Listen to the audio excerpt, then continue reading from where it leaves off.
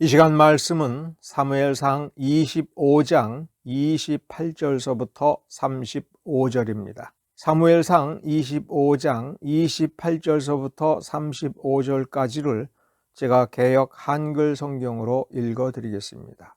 주의 여종의 허물을 사하여 주옵소서. 여호와께서 반드시 내 주를 위하여 든든한 집을 세우시리니 이는 내 주께서 여호와의 싸움을 싸우심이요 내 주의 일생에 내 주에게서 악한 일을 찾을 수 없음이니이다. 사람이 일어나서 내 주를 쫓아 내 주의 생명을 찾을지라도 내 주의 생명은 내 주의 하나님 여호와와 함께 생명싸개 속에 쌓였을 것이요 내 주의 원수들의 생명은 물매로 던지듯 여호와께서 그것을 던지시리이다. 여호와께서 내 주에 대하여 하신 말씀대로 모든 선을 내 주에게 행하사 내 주를 이스라엘의 지도자로 세우신 때에 내 주께서 무죄한 피를 흘리셨다든지 내 주께서 친히 보수하셨다든지 함을 인하여 슬퍼할 것도 없고 내 주의 마음에 걸리는 것도 없으시리니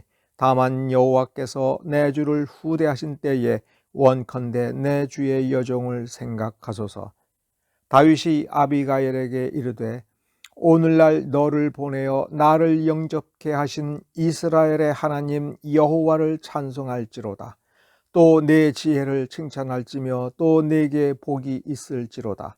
오늘날 내가 피를 흘릴 것과 친히 보수하는 것을 내가 막았느니라.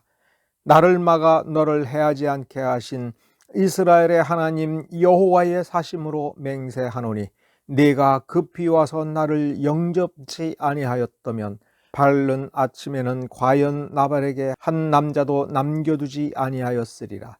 다윗이 그가 가져온 것을 그의 손에서 받고 그에게 이르되 네 집으로 평안히 올라가라. 내가 네 말을 듣고 네 청을 허락하노라. 아멘. 오늘 본문의 내용을 충분히 이해하기 위해서는 사무엘상 25장 1절 말씀을 잘 살펴보고 그 뜻을 헤아려 봐야 됩니다.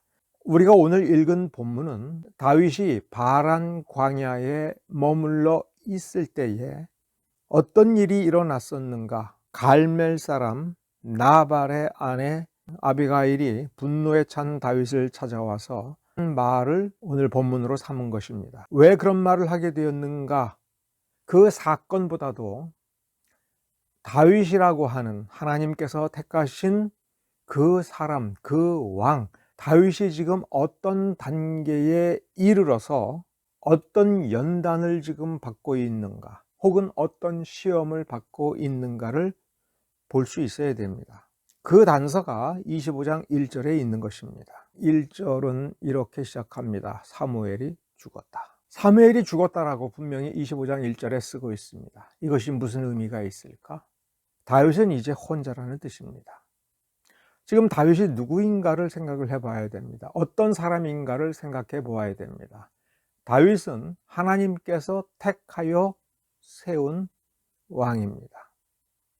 언제부터 하나님께서 다윗을 아시고 그를 왕으로 세웠느냐라고 하는 것은 아무 의미 없는 질문입니다. 하나님은 영원하시고 하나님이 이 땅 위에서 어떤 계획을 집행하실 때 그 계획은 영혼 속에 계신 하나님께서 어떤 조건도 없이 택정하시고 세우신 계획입니다. 이스라엘의 실패 속에서도 하나님의 계획은 지속이 되며 하나님은 계속해서 하나님의 나라를 성취해 가는데 어떻게 하느냐라고 할 때 다윗이 등장하는 것입니다. 골리앗 전쟁에서 다윗은 소년이었습니다. 그러나 하나님께서는 그 중심을 골리앗 사건을 통해서 드러내서 하나님께서 원하는 사람이 가지고 있는 그 중심이 어떠한 것인가를 보여주었습니다. 그때 사무엘은 나타나지 않았으나 여전히 살아 있었습니다. 어떤 위대한 스승, 영적 조언을 해줄 수 있는, 탁월한 조언을 해줄 수 있는, 하나님과 가까우며 하나님의 말씀을 말해줄 수 있는 사람이, 그러한 선생이 옆에 있다는 것은 한편으로는 큰 축복입니다. 그러나 성숙한 사람이 된다면 그것은 언제나 누군가를 의지하여 그에게 묻고 그의 가르침을 따라가는 삶을 산다는 것을 의미하지 않습니다. 어느 선에서는 선생과 결별을 해야 됩니다. 선생이 원하는 것이 무엇인지 그 가르침을 따라 내가 성숙하여서 내 스스로 판단하고 내 스스로 분별하여 옳은 것을 선택하고 옳은 길을 옳은 방법으로 가면서 자기에게 요구되는 역할이 무엇인가를 알아서 잘하는 사람이 성숙해 나가는 겁니다. 우리는 우리 자신의 육적 성숙에 대해서는 충분히 이해하고 있습니다. 철이 들었다, 어른스러워졌다, 이제 뭐든 혼자서 하도록 내버려 두어도 되겠다. 물론 어려움이 있겠고 때로는 엎어지고 자빠지고 혹은 돌부리에 걸려 넘어지는 상황이 왜 없겠냐마는 이제는 내버려 두어도 자기가 툭툭 털고 일어나서 무언가를 성취해내는 사람이 이미 되었어 라고 판단하는 그러한 성숙을 우리는 잘 알고 있습니다. 우리가 이렇게 판단하고 믿고 맡겨두고 그냥 내버려 두어도 되는 단계가 있지 않습니까? 완전한 인격체가 되었다 이렇게 생각할 수가 있지 않습니까? 신앙도 사실은 똑같은 겁니다. 다윗이라는 사람을 우리 신자의 모델이라고 하던 역사 속에서 등장하는 한 왕으로서 하나님께서 택하신 사람이고 하나님께서 세우신 왕이라고 할 때 사무엘이 계속해서 살아 있어서 끝까지 살아 있어서 사무엘과 같이 유능한 사람이 옆에서 지도해주고 붙잡아주고 힘을 보태줌으로써 그가 계속해서 왕이 되고 좋은 왕으로서 놀라운 성취도 이룰 수 있도록 나아가는 것은 하나님이 원하시는 방법이 아닙니다. 예를 들어서 출애굽 시대에서 여호수아로 넘어갈 때 여호수아와 갈렙을 보면 광야 시대에는 위대한 스승, 위대한 지도자 모세가 있었습니다. 하나님과 관련된 모든 것 혹은 이스라엘의 실패를 감당하며 그것을 회복하고 바로잡는 일에 모세라는 위대한 사람, 하나님께서 택하여 세우신 특별한 종이 있었습니다. 그는 대단한 능력을 가지고 있었습니다. 대단한 열정을 가지고 있었습니다. 그런 모세가 계속해서 그런 영향력을 발휘하고 있으면 그 밑에 있는 사람들은 편할는지는 모르지만 성숙할 수가 없습니다. 여호수아서에서 우리에게 보여주고자 하는 점은 모세가 없는데 모세가 계획한 것을 다 이루었다. 모세 없이 마치 모세가 있는 것처럼 여호수아가 성취한 거예요. 여호수아는 자기의 비전을 성취한 사람이 아닙니다. 모세를 통해서 계시된 비전을 모세 없이 이 여호수아가 하나님과 교제하고 하나님의 인도하심을 받아서 이룬 것입니다. 이 구조의 오묘함 속에 있는 것을 발견하는 것은 신앙의 눈이며 여호수아처럼 할 수 있는 것이 성숙인 것입니다. 모세도 그러한 성숙 과정을 거쳤고 여호수아도 그런 성숙 과정을 거쳤던 것이고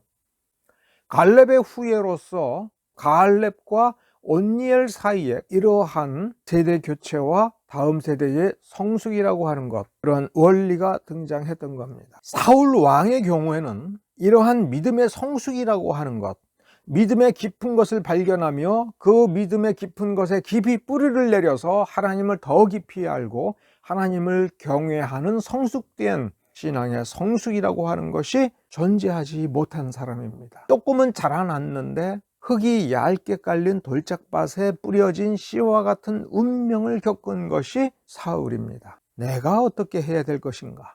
내가 무엇을 하기를 우리 하나님께서 기다리고 계신가? 라고 하는 것을 관심도 두지 않았고 외면하여 마치 그런 것이 없어도 되는 것 마냥 추구하다가 자신의 속에서부터 끓어오르는 욕망을 이기지 못한 겁니다. 인간은 스스로의 욕망, 스스로 자기 자신에게서 나오는 욕망을 스스로 이겨낼 수가 없습니다. 왜냐하면 그 욕망이 어떤 점에서는 그 사람의 본성 자체이며 그 사람의 본성에 스며져서 그 본성을 온전히 장악하고 그래서 죄를 즐거워하는 그 어쩔 수 없음에 빠져 있기 때문에 그렇습니다. 오늘 25장 본문에서 우리에게 보여주고자 하는 것은 아무리 하나님께서 택한 사람이라 하더라도 죄에 대한 유혹은 어디서 오느냐? 자기 자신에게서 온다 하는 겁니다. 25장의 전체 문맥에서 보면 다윗은 나름대로 갈멜 사람 나발의 양떼와 종들을 돌보아 주었습니다. 나발이 원한 것도 아니고 나발과 계약을 한 것은 아닙니다.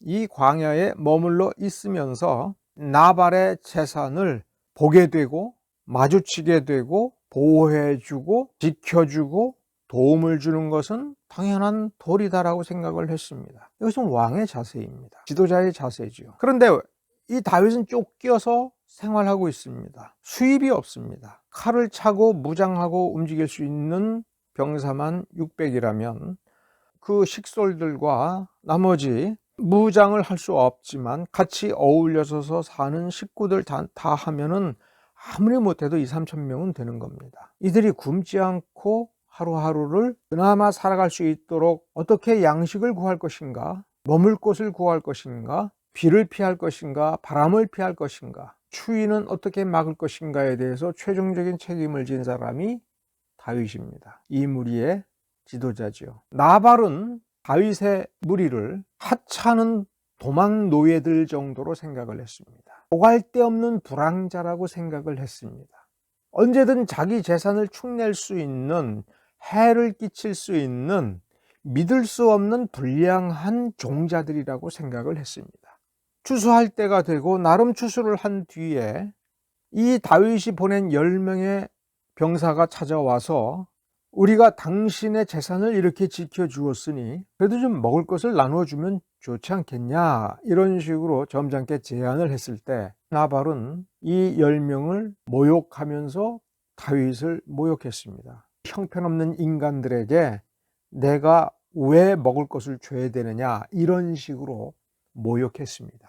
본문에 보면 10명의 종자들을 통해서 이 보고를 받은 다윗은 몹시 분노했습니다. 다윗이 골리앗 전쟁에 참여하게 된 것이 무엇 때문이었습니까? 모욕 때문이었습니다. 그때 뭐라고 분노했습니까? 어떻게 하나님의 군대를, 하나님의 백성을 할례 없는 이자가 모욕하느냐? 내가 그 말을 듣고 참을 수가 없다. 내가 죽으면 죽었지, 저 골리앗이 아무리 거대하고 아무리 힘이 세도 이러한 모욕을 듣고 참을 수가 없다라고 분노하면서 저 짐승만도 못한 것을 내가 반드시 쳐 죽이고야 말겠다, 나는 참지 못한다라고 하는 그 모욕감과 분노가 여기에서 또한 중첩이 될 수 있습니다. 어떻게 저 할례 없는 것이, 저 갈멜 족속이, 어떻게 저 하찮은 것이 하나님께서 택한 이 사람들, 하나님께서 택한 나를 그렇게 도망친 종, 불량배, 이런 천덕꾸러기로 취급하느냐.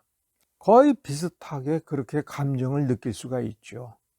어쨌든 다윗은 골리앗 때만큼이나 분노하여 자신이 거느릴 수 있는 600명의 병사들 가운데 3분의 2인 400명을 데리고 가서 내가 나발에게 속한 자는 남자 단 한 사람도 살려두지 않겠다라고 하고 달려왔습니다. 이 사실을 알게 된 나발의 종 하나가 나발이 아닌 나발의 아내에게 갔습니다. 왜냐하면 나발에게는 말해봐야 아무 소용이 없고 그는 성정이 고약하고 악한 사람이어서 뭐라고 이야기를 해도 아무 소용이 없을 거라고 판단하여 현명하다고 여긴 나발의 아내에게 가서 그 얘기를 그대로 전하여 상황을 파악하게 했습니다. 그러자 나발의 아내인 아비가일이 급하게 준비를 하여 다윗의 앞을 가로막으면서 오늘 본문에 있는 내용을 한 것입니다. 우리 본문에서 주목할 단어는 지혜인 겁니다. 그러면 지혜가 뭐냐? 지혜의 본질이 뭐냐라고 할 때 우리는 이 세상에서 살면서 우리가 형성한 지혜라는 관념을 머릿속에서 지워야 됩니다. 이 세상을 살아가면서 이 세상에서부터 형성하게 된 지혜는 무엇이냐 하면 이 상황에서 내가 살아남고 이익을 취하는 올바른 처신이 뭐냐, 내가 처한 문제의 본질을 파악하여 이 문제를 해결할 수 있는 해결책, 내가 가장 손쉽게 손해를 최소한으로 하여 이 문제를 해결할 수 있는 해결책을 찾아내는 꾀를 지혜라고 하는 것입니다. 올바른 해법을 찾아내는 거죠. 빨리 찾아내는 거죠. 그런데 오늘 본문을 읽으면서 우리는 여기서 아비가일이 뭐를 이야기했는가 한번 봅시다. 여호와께서 반드시 내 주, 즉 당신 다윗을 위하여 든든한 집을 세우실 것입니다.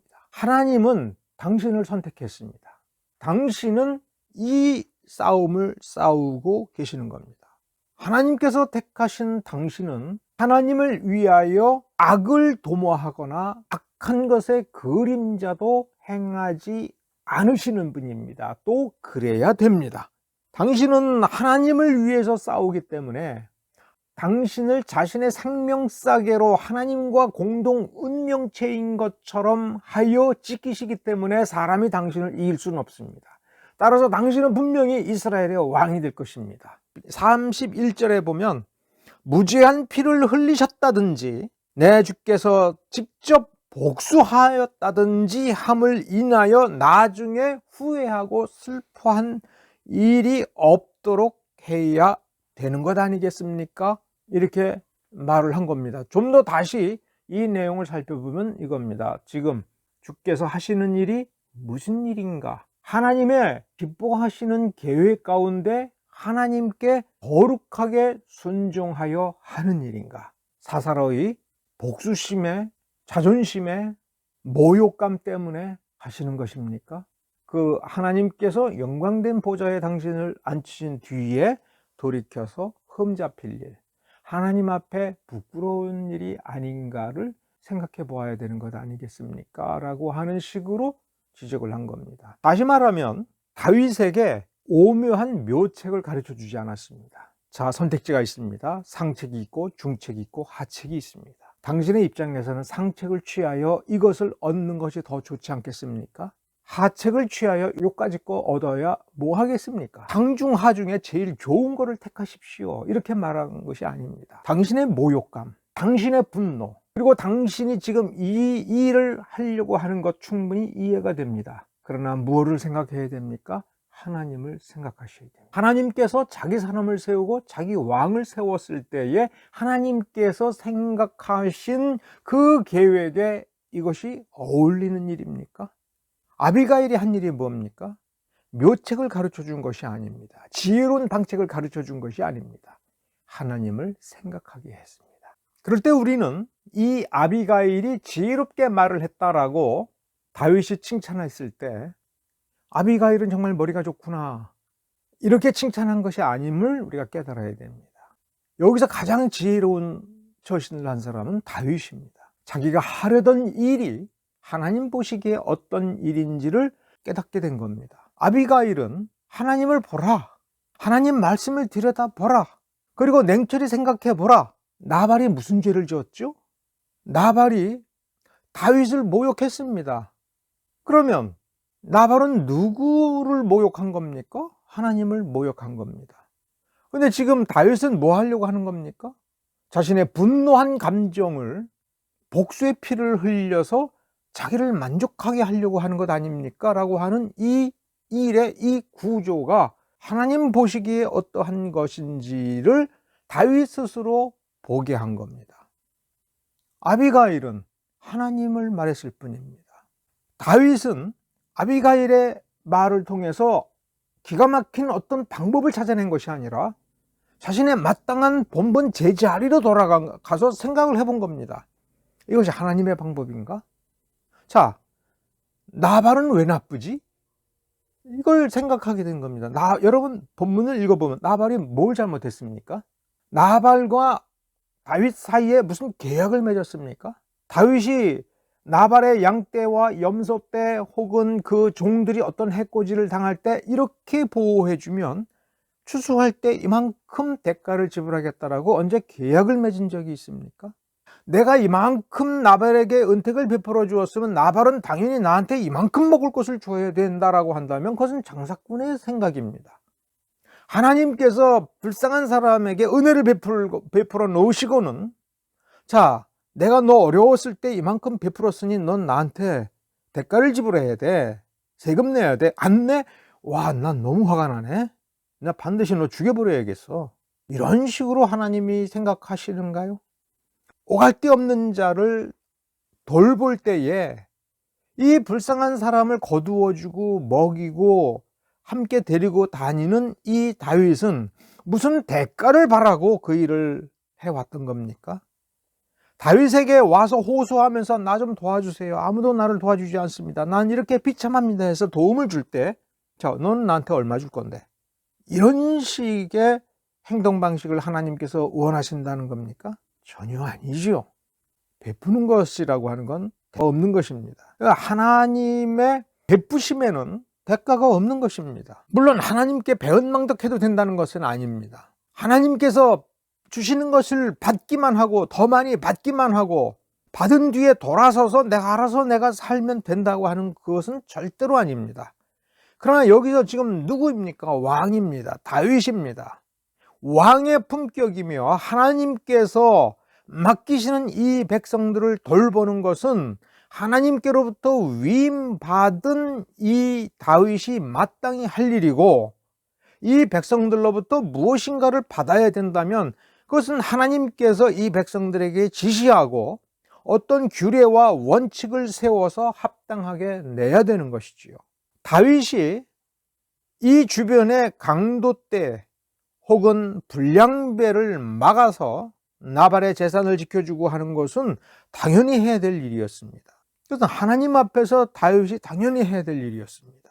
경찰관이 동네를 평안하게 하고 도둑을 근절하고 강도를 다 막은 대가로 이만큼 내가 막았으니 당신 월급 날엔 나한테 돈 좀 줘, 이렇게 할 수는 없는 거죠. 그건 나쁜 경찰이죠. 거기서 왜 경찰 노릇을 합니까? 경찰로 세워졌으니까 경찰의 본분을 다 해야 되죠. 그러면 이 경찰관은 대가를 그 국민을 찾아가서, 주민을 찾아가서 직접 내놓으셔, 이렇게 하면 안 되죠. 당연한 도리에 합당하고 상식적으로 일을 처리하는 것은 타당한 것이지만, 지금 여기 다윗은 400명의 무장한 군인들을 데리고 나발을 쳐들어간 것은 나발이 무언가를 잘못해서 그 잘못한 것만큼 벌을 주고 바로 세우려고 하는 것이 아니라 모욕감을 느껴서 보복하러 가는 것이죠.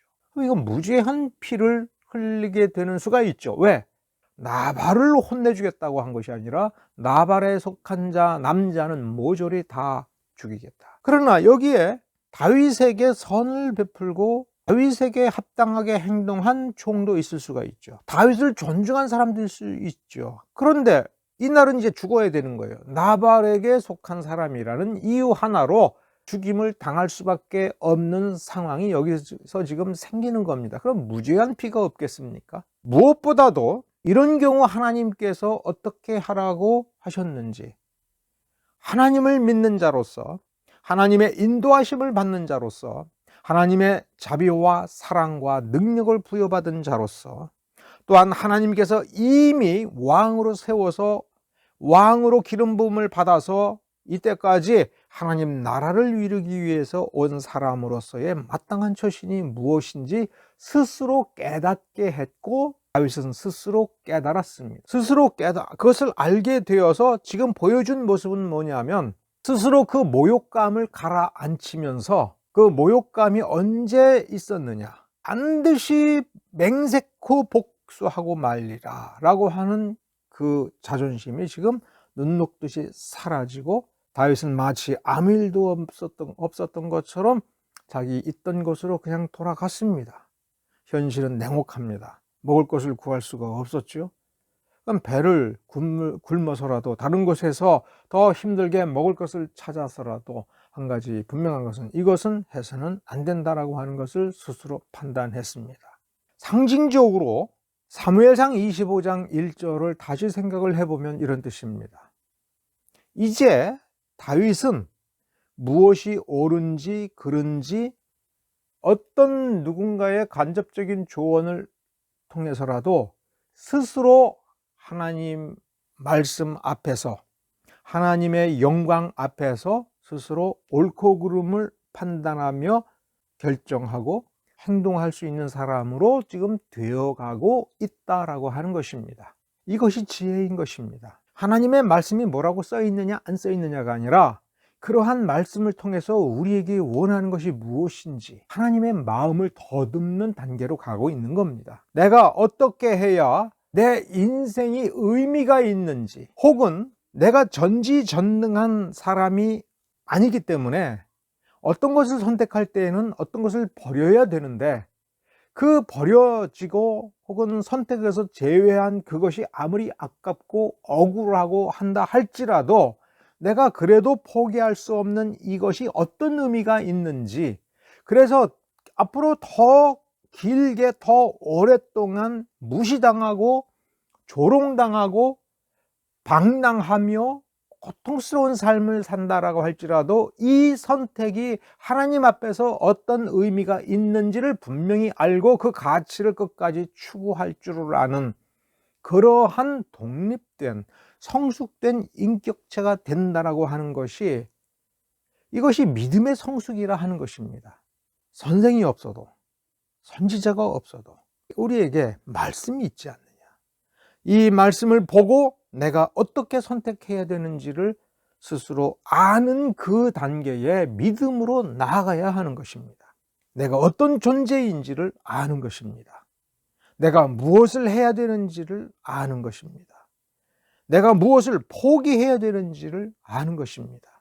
내 속에 개인적인 모욕감과 굴욕감과, 그래서 치를 떨면서 복수하고 싶은 생각이 끌어오를 때에 그것을 절제하면서 하나님의 뜻을 헤아릴 줄을 아는 믿음으로 가는 그것이 지혜인 것입니다. 정상적인 원칙에서 그리스도인의 지혜는, 그리스도인다움은, 성숙한 사람다움이라고 하는 그 성숙한 사람이 간직해야 마땅한 수준의 지혜라고 하는 것은 어디서 오느냐?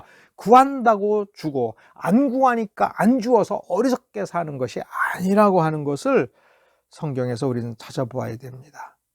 잠언 2장 6절에 보면 대저 여호와는 지혜를 주시며 지식과 명철을 그 입에서 내시며 라고 할 때 분명히 지혜를 주십니다. 근데 어떻게 주셔요? 입으로 내어주시는 거예요. 하나님께서 뭐예요? 말씀으로 주시는 거예요. 그러면 여기서 우리 눈치를 채야 돼요. 주님 지혜 주십시오. 그러면 하나님께서 뭐라고 말을 하면서, 자, 요게 지혜니까 이 말 들어, 요 말을 들었기 때문에 너는 지혜로운 사람이 될 거야, 이런 식으로 지금 잠언에서 지혜를 가르치는 것이 아님을 우리는 눈치를 챌 수 있습니다. 하나님께서 입으로 내어져 주신 그것이 뭡니까? 성경 66권 말씀입니다. 성경을 똑바로 공부하면 믿음이 강성하여지고 믿음이 성숙해지면서 지혜와 능력이 커지는 거예요.